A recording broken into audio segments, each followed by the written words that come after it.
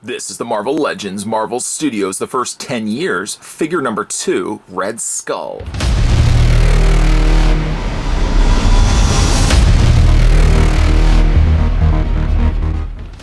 Obsessed with the power of the Tesseract, Johann Schmidt teams up with Dr. Armin Zola to create a supercharged arms force that will change the fate of World War II and the world. Red Skull comes from Captain America: The First Avenger, which was released in 2011.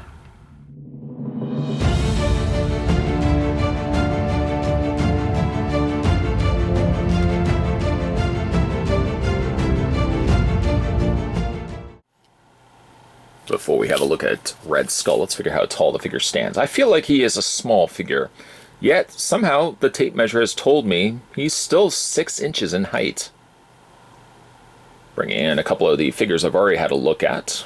This was the only other box that I guess I've reviewed so far. Don't worry, it won't be the last. Here we have Ant-Man. I still have a tough time getting him to properly stand. He is roughly, here we go, he's roughly about the same height as Red Skull. And one of my own personal favorites, there he is next to Yellow Jacket. Yellow Jacket, actually, I do think is still my standout favorite figure so far that I've looked at from the Marvel Studios. Again, there's still going to be a lot more coming your way on this channel, so you guys can stay tuned for that. But I do think he's still my favorite of the ones that I've picked up so far. And we'll have a look at Red Skull's accessories. He does come with a harnessed vest, complete with the Hydra logo down below. It is of a soft goods, like a soft rubbery plastic. Some very little paint has been added to an otherwise black casted plastic strap here. A little bit of silver up at the top there, as well as, of course, the silver in the Hydra belt buckle there, and some silver along the top as well as on the back. Now, it does detach. It only detaches by one section here.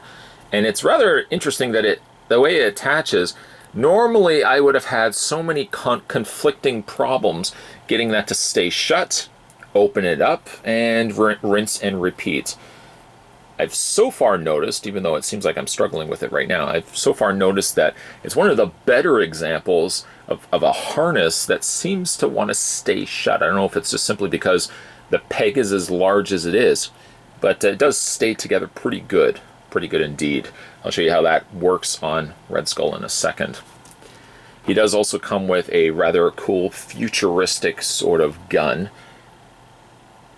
Again, ideally it looks like it's been cast in a black plastic, quite detailed though, and the top barrel portion has been painted in a dark silver. Despite for looking at it and seeming as if it's not going to be something that he holds, he actually holds it rather well. Let's go ahead and take the figure. Now, he does also come with an interchangeable hand, in which this hand is more of an opened, gripping hand. I suppose it would be best suited for holding like the under barrel. I mean, it's a little too big to hold the front portion of the handle here. This would also be serving a good purpose if you had an included accessory of the Tesseract. Sadly, this figure release doesn't come with it. I believe the SDCC did come with a smaller Tesseract, which could also explain why this hand is as open as it is. Other than that, I mean, I guess you could kind of have him holding the under area here. It's not enough that it's going to stay placed, so if you want to have him in a cool pose in which he's kind of holding the blaster, this rifle, so to speak, in his hand, you really couldn't accomplish it by simply just having him holding like that. It's not going to stay closed enough to hold it. But let's go ahead and I'll show you how it looks in his hand. Like I said, ideally you could just really leave the hands completely in place, the ones that are defaulted to the figure's sockets. He holds it quite well. Further adding to that point, if you bend his elbow and bring this hand forward. Sorry, I just realized you probably weren't seeing that. Like I said, he does an exceptional job of holding in place. So even though that handle looks at first glance to be too small, it wasn't small at all. That's the moral lesson of this review. Go ahead and take this off.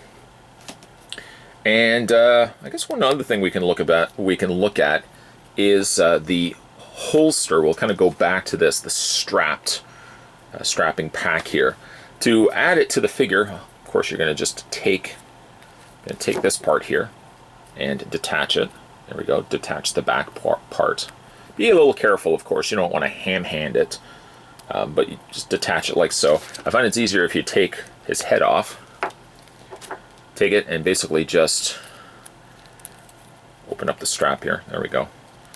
Feed it through his arm, around his torso, and because the head is now removed, just pop that in place just like that. And then go ahead and take the tab, adding to a point that I was just making. I literally was just making it. See how quickly, securely that tab's in place? Usually doing this once or twice with other pegs, you just can never get it back the way it is. It's just like a cereal bag back in the day when you were trying to fish out a prize. That cereal box is never going to look the way it did before. Your parents are totally going to know that you were fishing for the prize. Go ahead and then just add Red Skull's head once again. And it does look good. This is depending, mileage may vary depending on exactly how you want to have him displayed. He does have the option of, you know, being displayed with this. I probably will actually just leave this off in its entirety and just kind of keep his military jacket on instead. Other options, if you so wish, you can certainly swap out his existing head, which, don't worry, we're going to spend some time, you know I'm good for this. We're going to spend some time looking at the actual Red Skull head, but of course we're going to look at some different Hydra heads. Let's see if I can grab all three of them there. There are 3 variations, leading one to very correctly believe that they could pick up more than one Red Skull. Swap out the heads, and you've got yourself an instant army building figure. 3 variations, 3 different type of heads. The last 2 are very similar, although the goggles are very, very correctly tinted red. If it's not your eyes playing tricks on you, they are tinted red versus the ones in the middle have the outer frame in silver and the interior in black. And then to take one step further, these heads are very similar in fashion, although this one's got like the mouth guard over top of it. Other than that, they look almost identical. I don't want to say exactly identical, and somebody says, well, you know, the little area here, one has an extra line, this one does not. This one almost kind of reminds me of Steel Brigade, the G.I. Joe mail-away figure.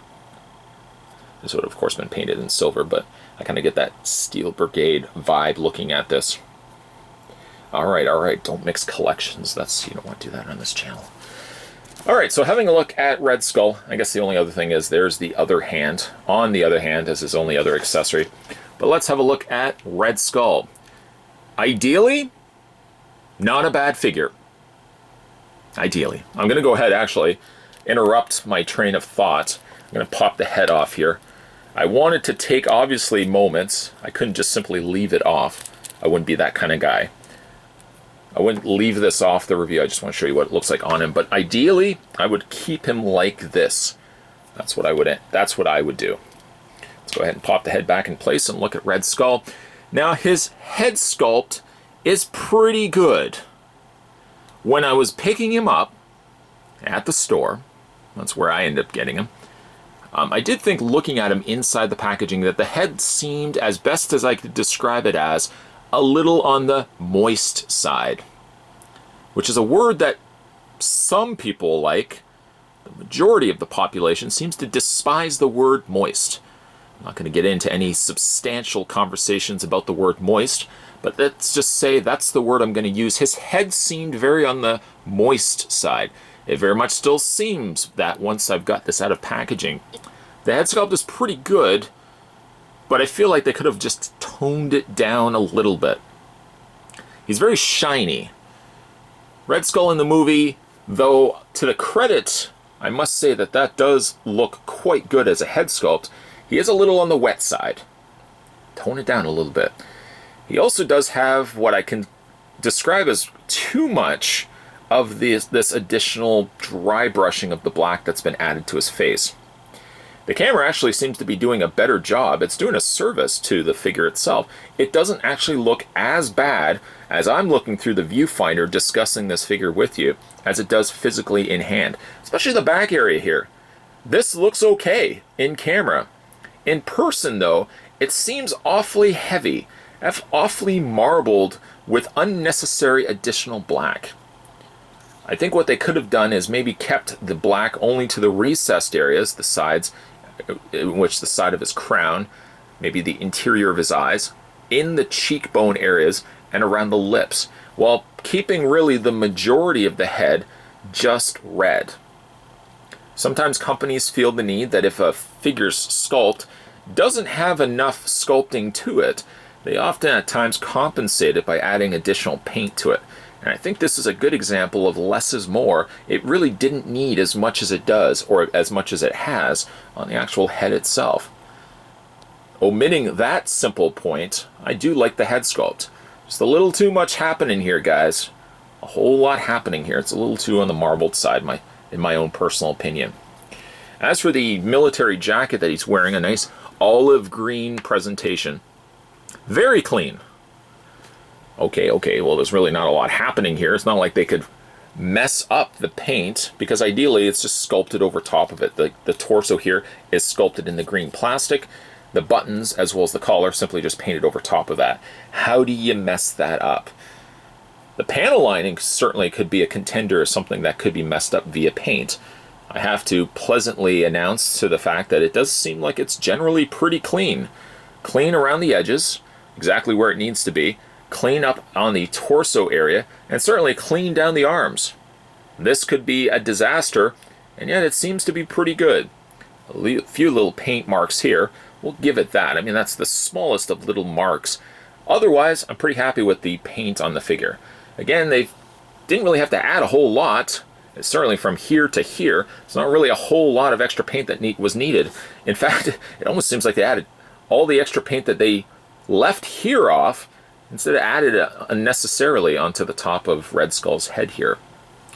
The lower half of his body is pretty much a continuation of this, although the sheen to it is slightly a little bit more shinier versus the matte nature here of the upper torso. This is a more matte, like I said, it doesn't emit much of a reflection, whereas the pants definitely do a lot more of that. Very nice, very shiny boots happening down below. And he's got pegs on the undersides of his feet. For some strange reason, I find this particular figure almost at times needs a display stand. Just for the simple fact that I just don't find he seems to want to, like, if I tip him sideways, I don't know if it's just me, but it seems like he's slightly leaning forward. Anyone else noticing that? I don't know.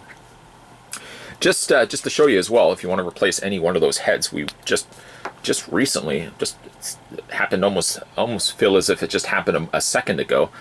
You just simply take the head, nice big bulbous ball joint, pop that into the socket, the inner socket of the head, and bingo bango, you've got yourself a Hydra soldier. Now you mix and you match between those three different heads. Some of the soldiers, of course, you can add the additional harness to. Between that, you got yourself, like I said, an instant army builder. And I think it will be a very successful army build. Now, the price point on these not really that much higher than conventional Marvel Legends. If I pick these up in the stores, for example, the Red Skull, the single pack figures, set me back about $34 to $35. Basically, it was like $34.99 and then some tax. The 2-packs, I think, were closer to about $65, $66. It was like $66.99. They were a little under $70 for the 2-pack. So on average, they're about the same price point as what you're getting. It's not like you're paying a premium price. This is the Marvel Studios 10 series, so of course we've got to add some additional cost to it.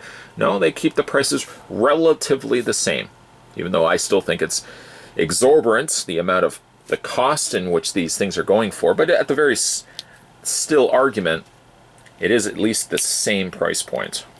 They're not adding some additional cost to that.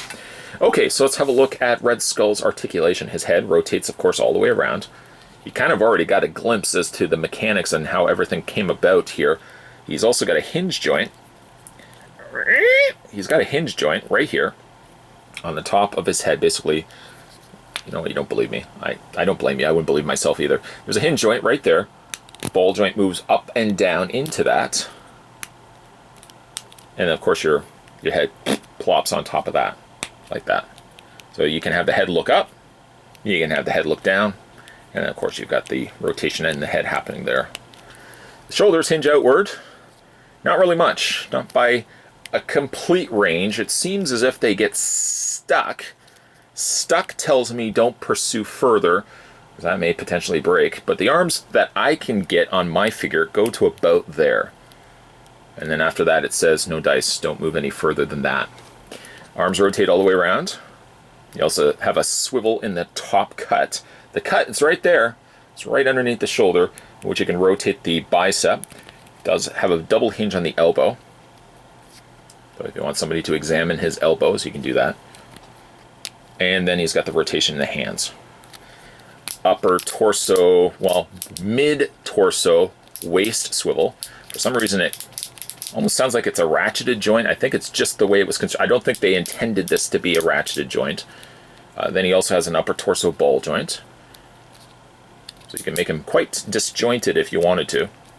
Legs split out. I don't know if you can see it or not, but there's a cut on the skirt. The lower half of the jacket, the military jacket, allows just enough clearance. You could technically perform the splits on Red Skull. Reluctantly, I'm sure he's not going to go along with that. Reluctantly, he probably will go along with that, I suppose. And his legs go forward, his legs go back. He's got a top cut swivel on the thigh, double hinge on the knee. And nothing, while he doesn't have necessarily anything in the boot, he has a hinge back and forth on the foot and an ankle pivot. Hi, Dawson, by the way. Just a shout out to Dawson. Just some random shout out to one of you viewers out there. Hello, Dawson. But there, in a nutshell, is the Red Skull. Not a bad looking figure. Excessive, I think, a little bit happening on the top there, but otherwise, pretty happy with this release. And a nice release of Red Skull under the banner of the Marvel Studios the first 10 years. Figure does things quite well, and even though paint doesn't really need to be a question here, because really a lot of it relies on cast molded green plastic, which the olive green plastic makes and plays heavily into the release of this figure. So there's not really a whole lot that they could have done wrong with the paint. To be fair though, the panel lining is the one thing that could have been a real disaster on this figure, with paint missing its mark, and luckily and pleasantly I can report that's not the case here on Red Skull. I think for the fact that he does benefit considerably, I think, by having the extra swappable heads of the Hydra soldiers. This gives you a little extra bang for your buck, and while I don't think necessarily Red Skull is the sole culprit, Marvel Legends over the years have always released figures with one or two accessories, but I feel like Red Skull, for the nature of the character and for the fact that he does have an army of Hydra soldiers, I think if we hadn't gotten the interchangeable heads, I probably would have cried foul. I'm still happy with the figure, but I think he definitely needed a little bit more than just a rifle. A Tesseract would have certainly been nice, but he doesn't come included with that. So I do like the bonuses of getting the interchangeable head options. This can mean, as a collector, you can pick up Red Skull once, then again, and for some of you, you may even pick up 37 of these just so you can have Red Skull with an army of Hydra standing behind him. Like I said, the head sculpt is pretty good. I do think that they could have toned back a little bit of that marbling that they added to the head. I think from the front it's not as bad, but it does get a little excessive, the amount that they added to his face. It does at times make the figure look, well, all the time, it makes the figure look a little on the dirtier side. I'd rather that they kept the head a little bit more pristine red, like he does in the movie, and maybe kept most, if not all, the dark areas of the paint around the areas in which it would logically make sense. The little side areas of his brow, within the sockets of his eyes, and around his cheeks, I think are about the only areas which I would have kept the red, or kept the black.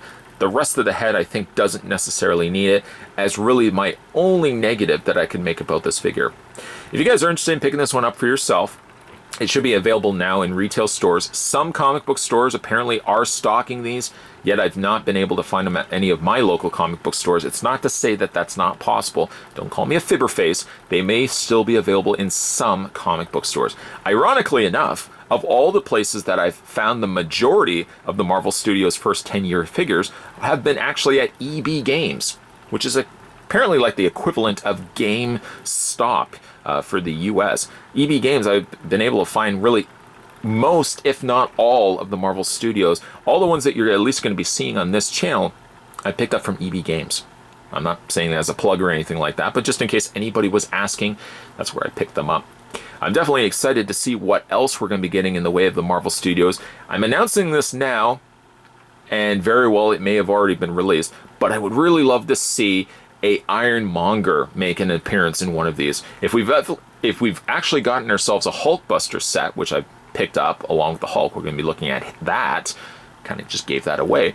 If we can get a big figure like that, I can only hope that we're going to be getting ourselves an Ironmonger. That's one of my all-time favorite villains from the Marvel films. Really, the earliest being the Iron Man film, but I really always like the look of Ironmonger. If they could kind of re-release that guy, pending, of course, for the fact that he is already released, and you guys are telling me in the comments section, I definitely would like to see him get released, but I'm really excited for what we're going to be getting for future Marvel Studios the first 10 years.